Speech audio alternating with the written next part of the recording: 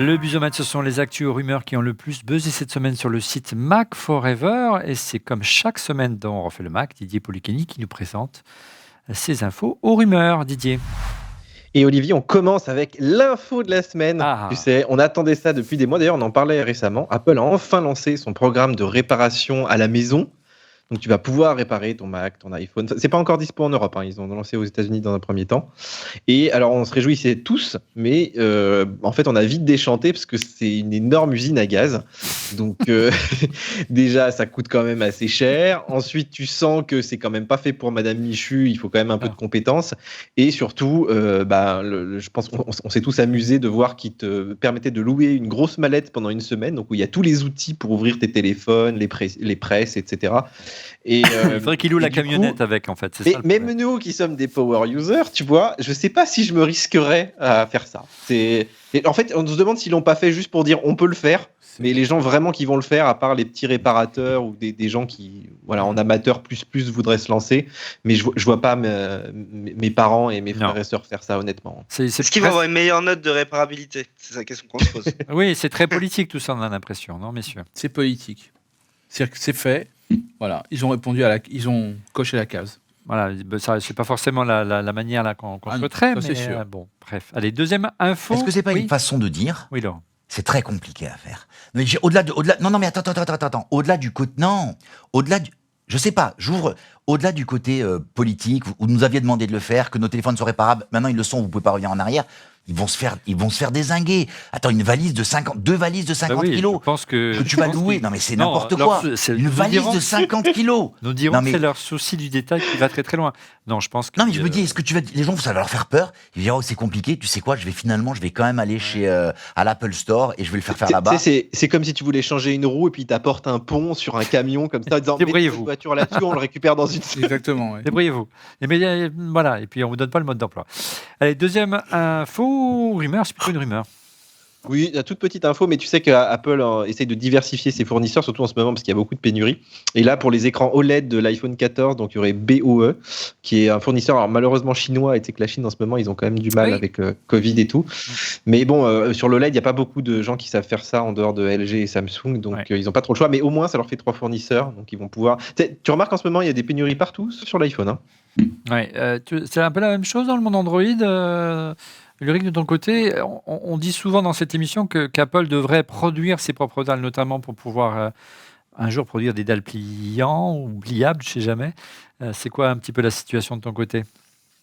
La pénurie est bien là. Le Galaxy S22, qui est un peu le flagship Android, a raté son lancement et heureusement il va se vendre sur S2, mais il va sans doute devoir se trouver en face du nouvel iPhone au mois de septembre et octobre. Donc le S22 a raté à cause des pénuries son lancement. Ça n'empêche pas que ça reste. Il affiche quand même des scores intéressants.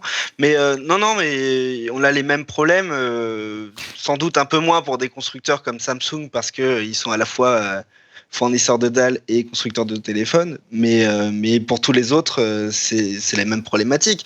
Apple a une différence, c'est qu'ils font du volume et que du coup, lorsque tu fais une commande et que tu as un client qui fait autant de volume, on te fait passer en priorité, quoi.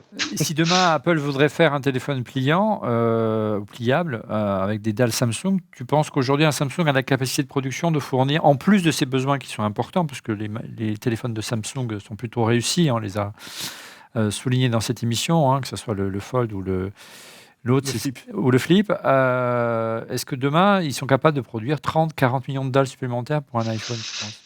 Est-ce que le smartphone pliant sera lancé comme l'iPhone 10 à l'époque, comme une version un peu spéciale de l'iPhone qui fera peut-être un peu moins de volume parce que son prix sera très élevé? Il n'y en aura que 10 millions. Ouais.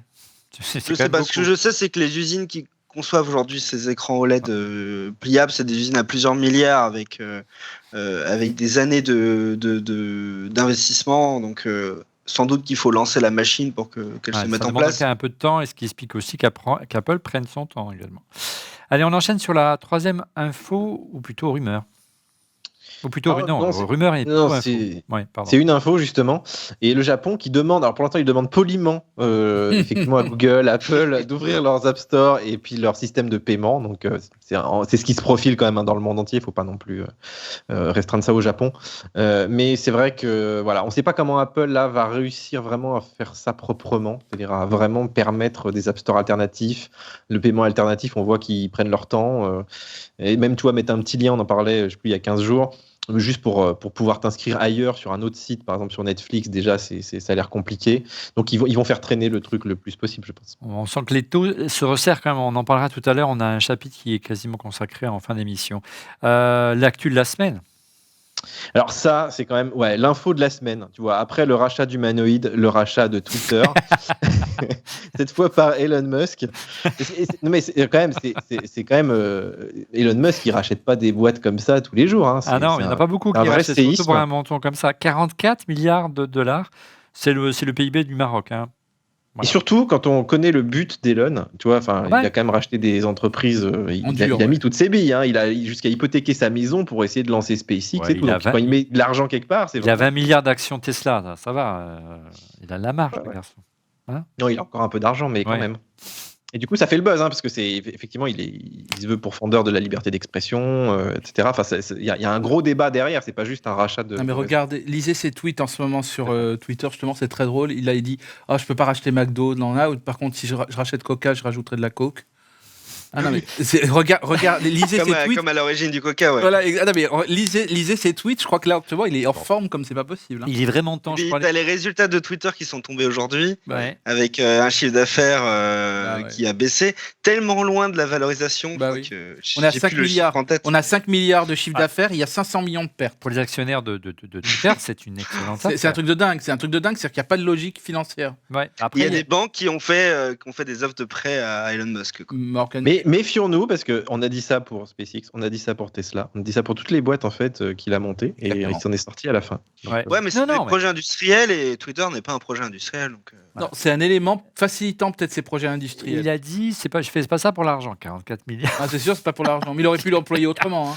Il y a certains pays qui en auraient eu bien besoin. C'est clair, en ce moment. Va sauver le monde. Mais il est vraiment temps que la deuxième émission qu'on produit, qui est On fait la tech, qui est voilà, ça fait des mois qu'on promet qu'elle va revenir. Non, elle va revenir parce que le studio est terminé. Prêt.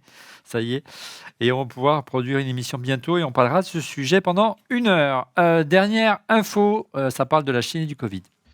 Oui, alors on en parlait au tout début du busomètre. Effectivement, donc les entreprises chinoises, là, surtout celles qui sont vers Shanghai, ont beaucoup fermé à cause du Covid. Et en fait, là, l'iPhone serait peu impacté parce qu'apparemment, ils ont du stock et Apple utilise aussi des usines qui sont en dehors de Shanghai. Donc pour l'instant, ça va. Par contre, aujourd'hui, je sais pas si tu as vu, si tu essayes d'acheter un Mac, les délais, c'est la folie. Genre, je voulais essayer de commander un écran, là, le dernier Studio Display, mais tu as 2 mois de délai. Les MacBook Pro, c'est terrible. Et non, mais juste pour regarder, tu vois. Tu sais comment tu as surnommé la semaine dernière le ronchon de la tech. Voilà. Ou alors, ils exagèrent un peu. C'est pas parce qu'on est critique qui aime bien châtie bien, les amis. Voilà. Et vous avez vu les iPhone 13 qui ont été livrés, qui sont produits au Brésil. Il y a écrit produits au Brésil dessus. Donc, les choses changent. Hein. Ouais, faut diversifier. Mais de toute façon, ils ont vu entre le Covid, quand il y avait les petites tensions avec Trump et tout, la Chine, c'est quand même. Enfin, et puis faut pas que ce soit ton seul fournisseur, quoi. Et puis on disait, mais vous n'étiez pas avec nous la semaine dernière, Didier et Ulrich. On disait la semaine dernière avec Laurent et Christophe et Fred, donc on en parlait de l'histoire de la puce Apple Silicon. La priorité pour Apple, c'est de trouver des usines pour ces puces parce qu'elles sont toutes basées à Taïwan aujourd'hui. Et quand on voit ce qui se passe en Ukraine et les difficultés de Taïwan par rapport à la Chine notamment, c'est un risque énorme industriel pour Apple. Ou une très grosse opportunité, parce que la question que tu pourrais te poser, c'est aujourd'hui Apple a fabriqué des robots pour décomposer ses téléphones. Alors on sait qu'il y a du marketing derrière, on sait que c'est... Mais imagine que tu fasses l'inverse, tu fasses des robots pour fabriquer tes téléphones. Mais c'est déjà le cas. Oui, mais... totalement. C'est-à-dire en fait que tu vois, il n'y a même plus aucune intervention humaine du tout. Ben, finalement, la seule chose que tu as besoin, c'est d'une usine qui produit tes composants et qui les soude. Et après, ça veut dire que ça pourrait être n'importe où dans le monde. Puce, ça mais à partir du moment, prend des années, je veux dire. Ce que je veux dire, c'est que tu pourrais très bien imaginer une joint venture entre TSMC et Apple au Texas. Mais c'est ce qui je sais. C'est pour ça que je le dis. Mais en fait, on le voit, même les constructeurs de d'automobile, on l'a vu avec Tesla, qui localise pour être le plus proche. On m'a dit un truc intéressant il n'y a pas très longtemps, c'était sur les bracelets de montre. Ouais. Et tu sais, tu te dis quand même, les bracelets, c'est des trucs, nous on a un vrai savoir-faire ici, Apple pourrait déléguer le savoir-faire ici. Et ben en fait, Apple ne prend que des boîtes qui sont proches de ces usines d'assemblage en fait. C'est-à-dire que jamais ils vont aller te faire des bracelets. Pourtant, tu te dis le bracelet, c'est quand même un truc. Mais non, parce qu'en fait, il faut pouvoir le mettre avec la montre, avec la boîte. Ouais, Hermès, mais c'est vraiment l'ultime exception. Puis ils en vendent pas des pelletés, quoi. Non. Mais du coup, c'est drôle parce que tu peux pas avoir un acteur de chez nous qui ferait bien des bracelets, même pour pas très cher. Ouais. Non, il faut vraiment être en Chine parce qu'ils veulent des gens à côté de l'usine, en fait. C'est clair. Allez, retour à notre face-à-face entre iOS et Android. Nous allons maintenant nous intéresser à la simplicité d'usage qui a toujours été la marque de fabrique d'Apple.